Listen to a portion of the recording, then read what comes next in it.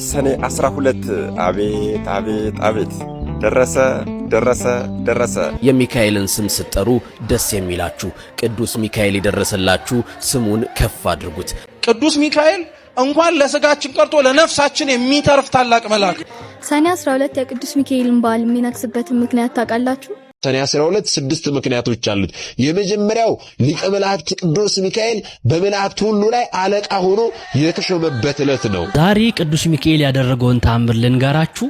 ሊቀ መላእክቱ ቅዱስ ሚካኤል ገና በእናታችን ማህፀን ሳለን ያደረገልንን ልንገራችሁ። እስቲ እንደኔ የጓጓችሁ ሚካኤል እያላችሁ ጻፉ። ሰኔ 12 የሚካኤል ቀንስ የት ናችሁ?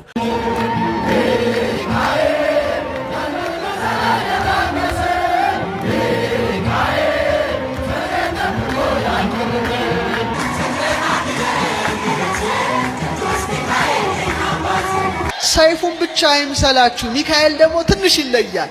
ምኑን ያነሳል? እጆን ያነሳል።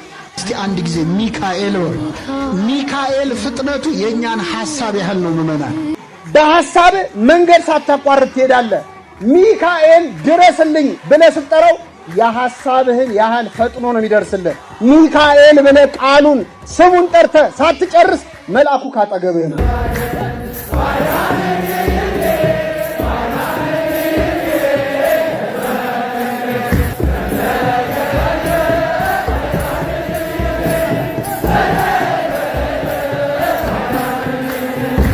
ሰላም ውድ የዚህ ቻናል ቤተሰቦች፣ ሰላም ውድ ኦርቶዶክሳውያን፣ እንኳን ለሰኔ 12 የሊቀ መላእክት ለቅዱስ ሚካኤል ዓመታዊ ክብረ በዓል በሰላም አደረሳችሁ። ሰኔ 12 ቅዱስ ሚካኤል ለምን ይከበራል? ቅዱስ ሚካኤል በዚህ ቀን ያደረገው ተአምርስ ምንድነው? እያልን እየተማማርን ቆይታ የምናደርግ ይሆናል። እንዲሁም የቅዱስ ሚካኤል ምስክርነቶችን እንሰማለን። ሁላችሁም ኮሜንት ላይ ሊቀ መላእክት ቅዱስ ሚካኤል እያላችሁ ኮሜንቱን አጥለቅልቁት። ወደ አዘጋጅንላችሁ ቪዲዮዎች ከማለፋችን በፊት ለብዙ ኦርቶዶክሳውያን ይህ ቪዲዮ እንዲዳረስ ሁላችሁም ቪዲዮን ላይክ በማድረግ ጀምሩ። ቢያንስ 5000 ላይክ እና ከዛ በላይ ላይክ፣ ሼር፣ ሰብስክራይብ እያደረጋችሁ በቀጥታ ወደ መጀመሪያው ቪዲዮ እናልፋለን። ሰኔ 12 ቅዱስ ሚካኤል ለምን ይከበራል? ወደ ቪዲዮ። ሰኔ 12 የቅዱስ ሚካኤልን በዓል የሚነግስበትን ምክንያት ታውቃላችሁ? አንደኛ በመላእክት ሁሉ የተሾመበት ዕለት ነው። ሁለተኛ የባህራንን የሞት ደብዳቤ የቀየረበት። ሶስተኛ ቅዳሴ ቤቱ የተከበረበት ቀንና ቅድስት አፎሚያን የረዳበት ቀን ነው። አራተኛ ለፍጥረታት ሁሉ ምሕረትን የጠየቀበት ቀን ነው። አምስተኛ ቅዱስ ላሊበላን ወደ ሰማይ ያሳረገበት ቀን ነው። ሰኔ 12 ቅዱስ ሚካኤል የተሾመበትና ቅዱሳንን የተራዳበት ቀን ነው። እጅግ በደማቁ በመላው ኢትዮጵያም ይከበራል። ከነዚህም መካከል አንደኛው ቅድስት አፎሚያን የረዳበት ታሪክ አንዱ ነው። እንደሚከተለው ታሪኩን ወንድማችን ያስተምረናል። መልካም ቆይታ። ዛሬ ቅዱስ ሚካኤል ያደረገውን ተአምር ልንገራችሁ። ይሄንን ቪዲዮ ግን ብዙ ኦርቶዶክሳውያን ጋር እንዲደርስ ሼር፣ ኮፒ ሊንክ አድርጉልኝ። አንዲት ቅድስት አፎሚ የተባለች ቅድስት ሴት ነበረች። ሀገሯ ኪልቂያ ሲሆን ባለቤቷም አስተራኒቆስ ይባላል። እርሷም በትዳር በነበረችባቸው ዘመናት እግዚአብሔርን ከሚወድ ባለቤቷ ጋር እግዚአብሔርን ስታገለግል የኖረች ደገኛ ሴት ናት። በየወሩ በ12 መታሰቢያ እያደረጉ ነዳያንንም ይጎበኙ ነበር። ባለቤቷ አስተራኒቆስ ከዚህ ዓለም የሚያርፍበት ጊዜ እንደደረሰ ባወቀ ጊዜ ይሰጡት የነበረውን ምጽዋት እንዳታስታጉል አሳሰባት። እርሷም የመልአኩን የቅዱስ ሚካኤልን ስዕል ያስልላት ዘንድ ባለቤቷን ጠይቃ አሰርቶ ሰጣት። ባሏ ካረፈ በኋላም ያዘዛትን መንፈሳዊ ሥራ ከወትሮ አስበልጣ መስራቱን ቀጠለች። ዕለት ዕለትም እየመጸወተች በጾም በጸሎት ተወስናም ትኖር ነበር። ሰይጣንም ለምቀኝነት አያርፍምና ደግ መነኩሴ መስሎ ቤቷ መጥቶ ቅድስት አፎሚያን አትጹሚ፣ አትጸልይ፣ ምጽዋትም አትስጭ እያለ ይመክራት ነበር። ቅድስት አፎሚያም አባ ቆበ መልካም ነበር፣ ንግግር ግን ምን ነው ክፉ ሆነብኝ ብላ ሰይጣንን ጠየቀችው። ሰይጣንም ማንነቱን ቀይሮ ሊያንቃት ቢሞክር የቅዱስ ሚካኤልን ስም ጠርታ ልትድን ችላለች። በድጋሚ ሰኔ 12 ቀን የቅዱስ ሚካኤልን መታሰቢያ እያዘጋጀች ሰይጣን ብርሃናዊ መልአክ መስሎ መጥቶ ፈተናት። ቅድስት አፎሚያም የእግዚአብሔር መልአክ ከሆንክ የመስቀል ምልክት የታለ ብላ ጠየቀችው። በመቀጠልም ከቤቷ ላለው ለቅዱስ ሚካኤል ስዕል እጅ እንዲነሳ በጠየቀችው ጊዜ ወደ ትክክለኛ ሰይጣናዊ ማንነቱ ተለውጦ ጨለማ ለብሶ እየዛት አነቃት። እናታችንም ቅዱስ ሚካኤል ድረስልኝ እያለች በጠራችው ጊዜ መልአኩ ፈጥኖ በመድረስ ከሰይጣን እጅ አድኗታል። ሰኔ 12 ቀን በዓለ ዕረፍቷና ቅዱስ ሚካኤል እናታችን ቅድስት አፎሚያን ያዳነበት ቀን በታላቅ ድምቀት ይከበራል። ለወንድማችን ቃለ ሕይወትን ያሰማልን። የቅዱስ ሚካኤል ስለ አድኖ ወይም ምስለ ስዕልን ስንመለከት ቅዱስ ሚካኤል ሰይፍ ይዞ እንመለከታለንና ይህንን በማመስጠር ዕለቱንም በማስመልከት መጋቢ ሐዲስ መምህር ሮዳስ ታደሰ ወደ አስተማረበት ቪዲዮ ላሳልፋችሁ። ሰይፉን ብቻ አይምሰላችሁ፣ ሚካኤል ደግሞ ትንሽ ይለያል። ምኑን ያነሳል? እጁን ያነሳል። እጁን ሲያነሳ ደግሞ ምን ተጽፎበታል? አካ የተባለ የእግዚአብሔር ስም ተጽፎበታልና ያ ደግሞ የብርሃን ስም ነው። ቡክ ይላል። በቃ አንዴ እጁን ሲያነሳው ጠፈሩ ሁሉ ምን ይሆናል? በብርሃን ይመላል። ለዚህ ነው በዮሐንስ ራእይ ላይ ምድር ሁሉ ከብርሃኑ የተነሳ በራች ይላል። ተመልከቱ፣ የእግዚአብሔር ስም ምንድነው? ሕይወት ነው፣ ብርሃን ነው፣ ጭን ነው። በዚህ ላይ ደግሞ የተሾመው ሚካኤል ነው። ክብር ለዚህ መልአክ ሚካኤል ነው። ኃይላትን ይመራዋል። ከዛ ግን ዝቅ ብሎ ኢዮር ላይ ሚካኤል በብዙ መልኩ ሲሾም፣ ራማ ላይ ደግሞ ነገደ አርባብን የምትወዱት መልአክ ሚካኤል መብረቅ የለበሰ አይኑ ዘርግብ ይለዋል። አይኑ እንደ ርግብ ነው ይላል። አይኑ እንደ ምንድን ነው? ሚካኤል ስሉን አይታችኋል አይደል? አይኑ ምን ዘርግብ ምን ማለት ነው? የዋህ ነው ማለት እኮ ነው። በጣም አዛኝ ነው ማለት ነው። እንደ ርግብ። ርግብ ምንድና? በየዋህነቷ አትታወቅም? ታዳጊተ በቀል በቀል የማታቅ በቀል የማታቅ ርግብ በጣም በቃም ከየዋሃን የሰላም ምልክት የሆነች እና ሚካኤል አይኑ ዘርግብ ልብሱ ዘመብረቅ ይለዋል። ልብሱ ግን ሲበሉ ልብሱ ሐመልማለ ወርቅ ሚካኤል ሊቅ ይላል። አለቃ ሚካኤል ይላል።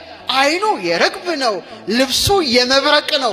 ግን ሲመለከቱት ደግሞ የወርቅ አመልማሎ ነው። አቤት ሚካኤል ደስ አይልም? የወርቅ አመልማሎ የወርቅ አመልማሎ ታላቁ ሚካኤል ረድኤቱ በረከቱ ይደርብን። ለመምህራችን ቃለ ሕይወትን ያሰማልን። በድጋሚ እንኳን አደረሳችሁ። በዓሉን የት ደብር የት ሀገር በምን ሁኔታ ውስጥ እያከበራችሁ ነው? ሀሳባችሁን ኮመንት ላይ ጻፉልን። በመቀጠል ዲያቆን ሄኖክ ኃይሌ ያስተምረናል። በጥሞና እንከታተል። ነገ የሚካኤል በዓል እናከብራለን። የሚካኤል በዓል እዚህ ብቻ ነው እንደሚከበረው? ሌላ ቦታ አይከበርም? አዲስ አበባ ውስጥ ብዙ ቦታ አለ አይደል? ከአዲስ አበባ ውጭስ አለ አይደል?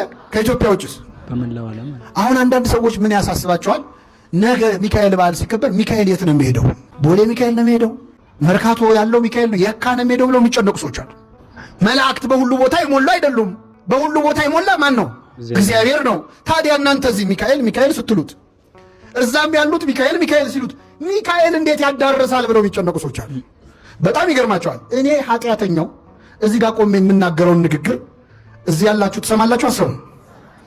እዚህ የሌሉ ሰዎች እንዲሰሙ ማድረግ ይቻላል አይቻል? በምን? እዚህ ፊት ለፊት ያሉት መቅረጫ ካሜራዎች፣ ስልኮች ቀርጸው ዓለም ሁሉ እንዲሰማ ማድረግ ይችላሉ አይችሉም? ሰው የሰራው ካሜራ ዓለምን መድረስ ከቻለ እግዚአብሔር የሰራው ሚካኤል ዓለምን መድረስ ይችላል አይችልም? እንዴት ያለ አስተሳሰብ ነው! እንዴት መናናቅ ነው ከእግዚአብሔር ጋር! እኛ የሰራነው ቆርቆሮ እንኳን ዓለም ይደርሳል እኮ። ቅዱስ ሚካኤል ዓለምን ደርሶ መርዳት አይችልም ብሎ ማሰብ እንዴት ያለ ነገር ነው! መላእክት በአንድ ቦታ ሆነው ቅድም ነግሬያቸዋለሁ። ኤልሳ እስራኤል ሆነው የሶሪያ ወሬ ይሰማ ነበር አይደል? ነው አይደለም? ሲጀመር መላእክት አሁን ቅድም የጠቀስኩትን ጥቅስ ለዚህ ማስረጃ አድርጌ ልድገመው። የእግዚአብሔር መልአክ በሉ እስኪ። በሚፈሩት ዙሪያ ይሰፍራል። አሁን የቁጥር ጥያቄ ልጠይቃችሁ ነው። የእግዚአብሔር መልአክ ሲል አንድ ነው ብዙ ነው? አይደለም። የእግዚአብሔር መላእክት አይደለም ቢለው የእግዚአብሔር ምን ስንት ነው? የእግዚአብሔር መልአክ በሚፈሩት ዙሪያ ይሰፍራል። ምን ይላቸዋል? መልአኩ ስንት ነው? በጣም ጥሩ። የእግዚአብሔር መልአክ አንዱ መልአክ እግዚአብሔርን የሚፈሩ ሰዎች ስንት ናቸው? ስንት ናቸው? የት ነው የሚኖሩት? ቦሌ ሚካኤል አካባቢ ነው የሚኖሩት? በዓለም ሁሉ ነው አይደለ? እግዚአብሔርን የሚፈሩ መልአኩ ስንት ነው? የእግዚአብሔር መልአክ አንዱ ሚካኤል ማለት ነው። እግዚአብሔርን በሚፈሩት ሰዎች ዙሪያ ምን ይላል? ይሰፍራል። ሚካኤል ብቻውን እግዚአብሔርን በሚፈሩ ሰዎች ዙሪያ ምን ይላል? ያድናቸውማል። የተመሰገነ ይሁን እግዚአብሔር። በእውነት አመስግኑ። ለመምህራችን ቃለ ሕይወትን ያሰማልን። ውድ የዚህ ቻናል ቤተሰቦች፣ ይህ የናታን ሚዲያ የዩቲዩብ ቻናል ሁለተኛው ቻናል ነው። በዚህ ቻናል ቪዲዮ ስንጭን እንግዲህ እየታዩልን አይደለምና ለብዙ ክርስቲያኖች ቪዲዮ እንዲዳረስ ላይክ ያላደረጋችሁ ላይክ አድርጉ፣ ሼር እና ሰብስክራይብ ማድረግም አይረሳ እንላለን። በመቀጠል ቅዱስ ሚካኤል ወዳደረገው ተአምር ምስክርነት እናዳምጣለን ነው። ሊቀ መላኩ ቅዱስ ሚካኤል ገና በእናታችን ማህፀን ሳለን ያደረገልን ልንገራችሁ። እናታችን የፕሮቴስታንት እምነት ተከታይ ነበረች። በእርግጥ ቤተሰቦቿ የኦርቶዶክስ እምነት ውስጥ ነበሩ፣ እሷም ነበረች። ግን በድሮ ጊዜ ወንጌል ብዙም አይሰበክም ስለነበረ እንትን አይሉም ስለነበር ብዙ እምነቱ ላይ ጠንካራ አልነበሩ። ማመናቸውን እንጂ ምን ማድረግ እንዳለባቸው አያውቁም ነበር። እናም በዛ መሀል እናታችን ሌሎች ጓደኞች የፕሮቴስታንት እምነት ተከታይ ጓደኞች ነበሯት እና እንደ ቀልድ ወደ እነሱ ቸርች በመሄድ ከእነሱ ጋር ብዙ ታይሞችን ስታሳልፍ የኦርቶዶክስን እምነት ትክክል አይደለም ወደ ማለት ሄዳ የፕሮቴስታንት እምነት ውስጥ ሙሉ ለሙሉ ትገባለች። ከዛም ከቤተሰብ ጋር ትጣላና ወደ ውጪ ቤት ተከራይታ መኖር ትጀምራለች እና በመሀል ጽንስ ይፈጠራል ማለት ነው። ያ እንደዛ እርግዝና ከተፈጠረ በኋላ ችግር ላይ ስለነበረች እኛ ጽንሱን ግዴታ ማቋረጥ እንደነበረባት ታስብና ወደ ሆስፒታል ታመራለች። ሆስፒታል ስትሄድ ኦልሬዲ ጊዜው ስላለፈ አሁን ማስወረዳችን ይሏታል። ከዛም ተመልሳ የባህላዊ ሕክምና በጣም ብዙ ጽንሱን እንዲያቋርጡ የሚያደርጉ በጣም ብዙ መድኃኒቶችን ትወስዳለች እና በጣም ብዙ መድኃኒቶችን ከመውሰዷ የተነሳ ትታመምና ድጋሜ ወደ ዶክተሮቹ ጋር ስትሄድ ጽንሱን ማቋረጥ ግዴታ ስለምትፈልግ ድጋሜ ወደ ዶክተሮቹ ጋር ስትሄድ ማቋረጣችን እነሱ ቢወለዱ እንኳን አንቺ መትረፋችን ይላታል። ድጋሜ ተመልሳ ይሄንን ጽንሱን የሚያቋርጥ የሰጧትን የባህላዊ መድኃኒቶች በሙሉ ትወስዳለች እና በጣም ከማብዛቱ የተነሳ እጇና ግራ እጇና የግራ እግሯ ፓራላይዝድ ይሆናል ማለት ነው። አንከስ ያለች እንትን ማለት ትጀምራለች። ከዛ ድጋሜ ወደ ሆስፒታል ሄዳ ስጠይቃቸው ብዙ መድኃኒት እንደወሰደችው ስትነግራቸው ስለዚህ አሁን ልጆቹ ቢወለዱም ጤነኛ ልጆች አይሆኑም፣ ቢወለዱም ጤነኛ አይሆኑም፣ ላይተርፉም ይችላሉ ብሎ ይነግሯታል። በጣም ተጨናንቃ ስለነበረ ይሄ የሆነው ለሰኔ 12 በ11 ይሄንን የሰማችው ዶክተሮቹ ጋር ሄዳ ማለት ነው። ስለዚህ በጣም ተጨናንቃ ኦልሬዲ ቢወለዱም ጤነኛ ልጆች አትወልጁም ተብላለች፣ ላይተርፉም ይችላሉ ተብላለች። በጣም ብዙ መድኃኒት ከመውሰድ የተነሳ ማለት ነው። እጇና እግሯን በጣም ብዙ የባህል መድኃኒቶችንም ከመውሰድ የተነሳ ፓራላይዝድ ሆናል ኦልሬዲ። ስለዚህ በጣም በዛ ጭንቀት ውስጥ ሆና በፊት የምታውቃት ፋርማሲ ውስጥ የምትሰራ አንድ ጓደኛ አለቻት እና እሷን በ12 ሄዳ ልታናግራት በ11 እንደዛ አስባ ታድራለች ማለት ነው። ከዛ ማታ ወደ ቤቷ ገብታ ስትተኛ በህልሟ ነጭ የለበሰ ሰው የካ ሚካኤል ቤተክርስቲያን ውስጥ የመላእክቱ አለቃ ሊቀ መላኩ ቅዱስ ሚካኤል ሽበክንፉ ሽባክናፉ ስለተደረገላችሁ ነገር በሙሉ እልል ብላችሁ አመስግኑ እየተባለ ብዙ ምስክርነቶች የተሰጡ ታያለች ማለት ነው። እና ትባንና ኢየሱስ ምንድነው ደግሞ እንደዚህ አይነት እንትን የማየው ብላ ድጋሜ የፕሮቴስታንት መጽሐፍቶች አሉ እነሱን አንብባ ጸሎት አድርጋ ትተኛለች። ድጋሜ ያንን ውህል ድጋሜ ታየዋለች በሁለተኛው ማለት ነው። ድጋሜ ትነሳና እንዴ ምንድነው ደግሞ ዛሬ እንደዚህ አይነት ህልም የማየው ብላ ድጋሜ ጸሎት አድርጋ ትተኛለች። ለሶስተኛ ጊዜ የመላእክት አለቃ ሊቀ መላኩ ቅዱስ ሚካኤል ሽበክንፉ ሽባክናፉ ስላደረገላችሁ ነገር አመስግኑት የተባለ ወንጌል የተነገረ ምስክርነቶች ሲሰጡ ድጋሜ ታያለችና ደንግጣ ተነስታ አልተኛም በቃ ብላ እንደዛ ቁጭ እንዳለች ጸሎት እያደረገች ይነጋል ማለት ነው። ከዛ ሲነጋ ጓደኛዋ ጋር ልታማከራት ጽንስ ልታናገራት ጓደኛዋ ጋር ስትሄድ አጋጣሚ ፋርማሲ ጋር ታገኛታለችና እንዴት መጣሽ ስላል ላወራሽ ነበር ስላት በቃ ዛሬ ቅዱስ ሚካኤል ስለሆነ 12 ነበር ቅዱስ ሚካኤል ስለሆነ በቃ ተሳልመን እንምጣና እናወራለን ትላታለችና ማዘር ፕሮቴስታንት እምነት እንደተቀበለች ስለተቀላቀለች ጓደኛዋ አታውቅም አልነገረቻትም። ስለዚህ አብራት ሄደችና ቅዱስ ሚካኤል የካ ሚካኤል የመጀመሪያውን በር ይገቡና አልፈው መሀል ላይ ሲደርሱ በቃ አንቺ ግቢ እኔ እዚህ ልጠብቅሽ ትላታለች ማዘር ጓደኛዋን። ለምን እንዴ ግቢና ተሳልመን እንውጣ እንጂ እኔ ስላመመኝ እዚህ ጋር ልጠብቅሽ አንቺ ተሳልመሽ ነይ ብላ ትላታለች። ከዛ እሺ በቃ ብላ ጓደኛዋ ልትሳለም ስትሄድ አንድ ዛፍ አለና በቃ ያሉትን ምዕመኖችን የተመለከተች የሆነ በትዝብት እንዴት ግን እንደዚህ ሚካኤል እያሉ አይነት ነገር እያለች ቁጭ ብላ የሆነ ዛፍ ስር እዛ የካ ሚካኤል ሁለተኛው በሩ ጋር ዛፍ አለ እዛ ስር ቁጭ ብላ ስታዳምጥ ምስክርነቶች በህልሟ የሰማቻቸው ምስክርነቶች የተሰጡ መምህሩ ነጭ የለበሰ ሰባኪ ልክ በህልሟ እንዳየችው ነጭ የለበሰ የመላእክቱ አለቃ ሊቀ መላኩ ቅዱስ ሚካኤል ሽበክንፉ ሽባክናፉ ስላደረገላችሁ ነገር በሙሉ እልል እያላችሁ አመስግኑት የተባለ በቃ በህልሟ ያየችውን ራሱ ብዙ ምስክርነቶች የተሰጡ ሰማችና በጣም ደንግጣ አምላኬ ይሄ ነገር እውነት ይሄ ሚካኤል የሚባለው ይሄን ሁሉ ነገር ስለሰዎች አድርጎ ከሆነ እስኪ እኔንም ጤናዬን ይመልሰኝና ልጆቼን በጤና እንዲወለዱ ካደረገልኝ በየወሩ በጤና እንዲወለዱ ካደረክልኝ በየወሩ ዝክርህን አደርጋለሁ። በዚህ ማውደ ምሕረት ለምትቼ መሰክራለሁ። ዝክርህንም እዘክራለሁ። ልጆቼንም እንዲዘክሩ አደርጋለሁ። ወይ ኦርቶዶክስ እምነት እመለሳለሁ ብላ ከዛው እንደዛ እያለች በውስጧ ጓደኛዋ ትመጣለች እና ተገናኝተው አብረው ሄደው አውርተው ላሳጥርላችሁ ይሄ ከዛ ወደ ቤቷ ትገባለች ማለት ነው። ኦልሬዲ ያንን አውርተው ጨርሰው ጓደኛዋ ጋር ወደ ቤት እንደገባች እግሯ ሙሉ ለሙሉ ጤነኛ ነው ሆኖ እጇ ግን ገና ነበር። እግሯ ግን በቃ ጤነኛ ነው ሆኖ ከዛ በቃ ወደ ጤንነት የተመለሰች ኦልሬዲ እኛን ልትወልድ ጥቂት ወራቶች ነበር የሚቀራት እና እስከዛ እኛን እስከምትወልድበት ሰዓት ድረስ በቃ ፍጹም ጤነኛ ሆነች። ይሄ በመድኃኒቱ ምክንያት የመጡባትን ህመሞች ፍጹም ሙሉ ለሙሉ ጤነኛ ሆነች ማለት ነው። ስለዚህ መጥቶ በሰላም ወደ ሆስፒታል ገብታ ስንወለድ የወሰደቻቸው መድኃኒቶች በሙሉ ጠቅላላ ለብቻ እኛ ደግሞ ለብቻ ወጣን ማለት ነው። እዛ ያሉ ዶክተሮች እስኪገረሙ ድረስ ማለት ነው። ስለዚህ ከዛ በኋላ ነው የኦርቶዶክስ እምነት ተቀብላ ተጠምቃ ንስሐ ገብታ ያን ሁሉ ነገር አድርጋ እኛም ነፍስ ካወቅን በኋላ ይሄን ሁሉ ነገር ነግራን አሁን የቅዱስ ሚካኤልን ዝክር እንዘክራለን። መታሰቢያውን በየወሩ በ12 እናደርጋለን። ስለዚህ ቅዱስ ሚካኤል ለእኛ የደረሰ ቅዱስ ሚካኤል ለእናንተ የደረሳችሁ እኛን ከጨለማ ወደ ብርሃን ያመጣን ቅዱስ ሚካኤል ሊቀ መላኩ የእናንተም ጸሎት ልመናችሁን ይስማችሁ፣ ጨለማ ውስጥ የሆናችሁ ወደ ብርሃን ያውጣችሁ። አሜን። እናንተን የሰማ እናንተን ያማለደ መልአኩ ቅዱስ ሚካኤል ለእኛም ለሁላችን ይድረስልን፣ ካለንበት ከታሰርንበት ችግር ያውጣን፣ በዕለተ ቀኑ ቸር ነገርን ያሰማን። ወደ የሚቀጥለው ምስክርነት እንለፍ። ይሄንን መላው ዓለም እንዲሰማው ስለፈለኩኝ ነውና ምናልባት ሶሻል ሚዲያ የምትጠቀሙ ሁላችሁም ይሄንን በቪዲዮ ቀርጻችሁ ለሁሉም እንድታስተላልፉ ነው። እያለቀሱ ነው ለመልአኩ ለቅዱስ ሚካኤል እየተናገሩ ያሉት እኚህ ታላቅ አባታችን አረጋዊ አባት ማለት ነው። ለ7 ዓመት የዛሬ 7 ዓመት አካባቢ ታምሜ በጣም ተጨነኩ። አይኔ ይባስ ብሎ አይኔ ጠፋ፣ ሁለቱም አይኔ ጠፋ። 21 ዓመት ሙሉ አይኔ ጠፋ። በምርኩዝ ነበር የሚሄድ የነበረው። ሰው ማየት አልቻልኩም። ብዙ ገዳማት ሄጄ ተጠመቅኩኝ። የተለያዩ ሆስፒታሎች ሄድኩኝ። ነገር ግን ፍጹም ሊሻለኝ አልቻለም። ሊቀ መላኩ ቅዱስ ሚካኤል የኩቲ ቅዱስ ሚካኤልን መጣውና ቅዱስ ሚካኤል ሆይ እባክህን ካለብን ችግር አድነኝ፣ በሰው እየተመራው ከመሄድ ታደገኝ፣ ጠብቀኝ ብዬ ሊቀ መላኩ ቅዱስ ሚካኤልን ነገርኩትኝ። መጥቼ እዚሁ በቅዱስ ሚካኤል ጸበሉን 7 ቀን ተጠመቅኩኝ። እንዲሁም ከቤተ መቅደስ የሚሰጠውን ዕጣን ወስጄ ራሴን እየተቀባሁኝ ለ7 ቀን ቆየሁ። በ7ኛ ቀን የሊቀ መላኩ ቅዱስ ሚካኤል አይኔን አብርቶልኛል።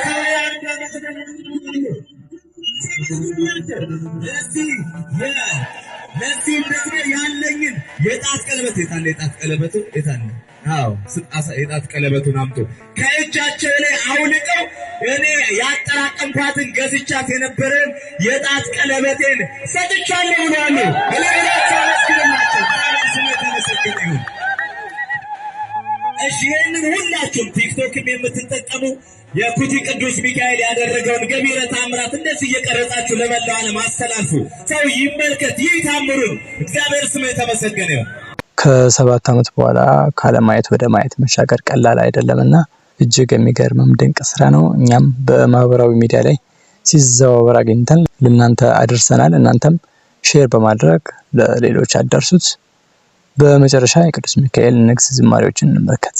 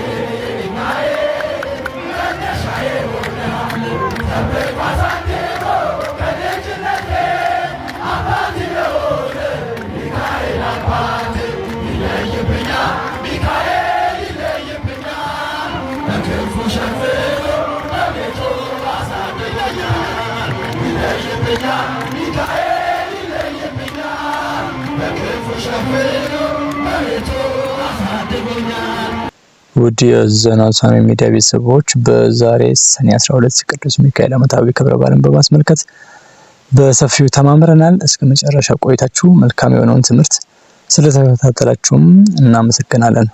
ዋናው ቻናላችን ናታን ሚዲያ ላይ ለተወሰነ ጊዜ ቪዲዮ ስለማንለቅ በዚህ ሁለተኛው ቻናል ላይ ጠቃሚ እጅግ አስተማሪ መንፈሳዊ ቪዲዮዎችን ስለምታገኙ በቀጣይም በተከታታይ ቪዲዮዎችን ይዘን ስለምንቀርብ ቻናሉን ሰብስክራይብ ያደረጋችሁ ሰብስክራይብ አድርጉ፣ ቪዲዮውን ላይክ አድርጉ። ማንኛውም ሀሳብ፣ አስተያየት፣ ጥያቄ ካላችሁ ኮሜንት መስጫው ላይ ሀሳባችሁን ማጋራት ትችላላችሁ። ያየን መልስ የምንሰጥ ይሆናል። በቀጣይም መዝሙረ ዳዊትን እንዴት እንጸልይ የሚልና ሌሎችም መንፈሳዊ ቪዲዮዎች የምንለቅላችሁ ይሆናል። ሰኔ 12 ለምን ይከበራል ስንል እንግዲህ ዛሬ ቪዲዮ እየተመለከትን እንገኛለን። አንደኛው የሊቀ መላእክት የቅዱስ ሚካኤል በዓለ ሲመቱ ወይም የተሾመበት ዕለት ነው። ሁለተኛው ደግሞ በስሙ የታነጸ ቤተክርስቲያን የከበረበት ቅዳሴ ቤቱም ነው። ሶስተኛ ቅድስት አፎሚያ ዝክሩን የሚዘክር ወዳጁን ከሳጥናኤል ያዳነበት ዕለት ነው። አራተኛ ምስኪኑን ታዛዡ ልጅ ባህራን በጎረቤቱ ባለጸጋው ምክንያት የታወጀበት የሞት ደብዳቤ ለውጦ ያዳነበትም ዕለት ነው። ከዚህ በተጨማሪም ሰኔ 12 ጻድቁ የኢትዮጵያ ንጉሥ ላሊበላ እረፍቱም ነው። በመላእክት እርዳታ 10 ቤተ መቅደስን ያነጸው ቅዱስ ላሊበላ ያረፈበትም ዕለት ነው። ሰፋ ያለ ዝርዝሩም በሰኔ 12 የቅዱስ ሚካኤል ስንክሳር ላይም ያገኙታል። እግዚአብሔርን የሚፈራ መልካም የሚያደርግ ቅዱሳን መላእክት እግዚአብሔር ተልከው በመምጣት ከመከራ ይታደጉታል። የቅዱስ ሚካኤል ረድኤት በረከት ከሁላችን ጋር ይሁን። ቪዲዮ ለሁሉም ሼር አድርጉት፣ ቪዲዮ ላይክ አድርጉ፣ እንዲሁም ቻናሉን ሰብስክራይብ አድርጉ። ቆየን። አሜን። ከዚህ በኋላ የምንለቃቸው ከዚህ በፊት የተለቀቁ ቪዲዮዎችም ወደ እናንተ እንዲደርሱ ቻናሉን ሰብስክራይብ አድርጉ። ለማንኛውም ሀሳብ አስተያየት በቴሌግራም @ሄኖክ6679 ብጽፉልን ይደርሰናል። እንዲሁም በስልክ ቁጥር በ0912735701 ላይ መደወል ትችላላችሁ። አዘጋጅና አቅራቢ ሄኖክ ነበርኩኝ ከዘናታን ሚዲያ። በድጋሚ እንኳን ለሰኔ 12 የቅዱስ ሚካኤል ዓመታዊ ክብረ በዓል በሰላም አደረሳችሁ። በቀጣይ በሌላ አስተማሪ ቪዲዮ እስክንገናኝ እስከዛው ሰላም።